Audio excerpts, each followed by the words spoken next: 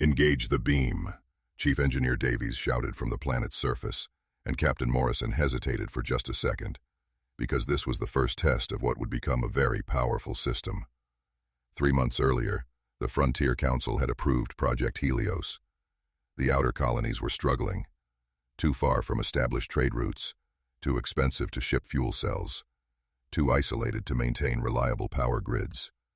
Entire settlements were going dark during the long winter cycles. Humanity's solution: go straight to the source. Chief Engineer Davies had proposed an ambitious network, massive solar collection satellites positioned in close orbit around the system's star.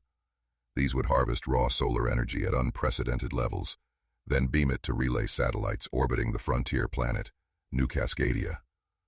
Those relays would, in turn, transmit the energy down to collector arrays on the planet's surface.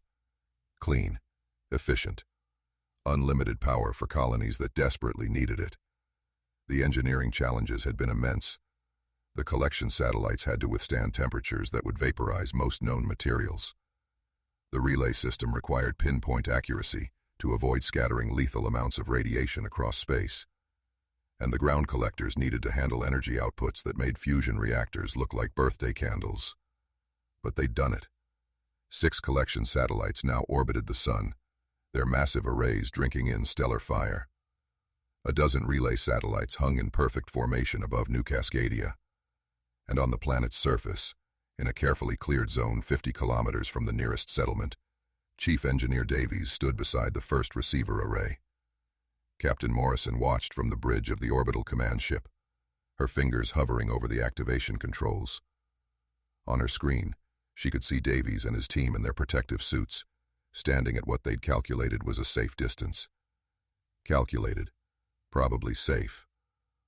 "All systems green," her tactical officer reported. "Energy flow is stable. Targeting locks are confirmed. Beam pathway is clear." Davies' voice crackled through the comm again.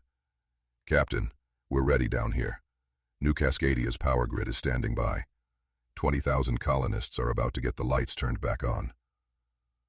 Morrison stared at the activation switch. This wasn't just a test. This was the future of frontier expansion. If it worked, humanity could establish colonies anywhere, powered by the stars themselves. If it didn't work, well, they were about to fire a concentrated beam of solar energy, essentially a controlled piece of a star, at a populated planet. "Captain," Davies prompted, "we're go for activation." Morrison's hand moved to the switch. Firing in 3, 2, 1. What could possibly go wrong with beaming star power to a planet? Or go right? Comment your best or worst case scenario and follow.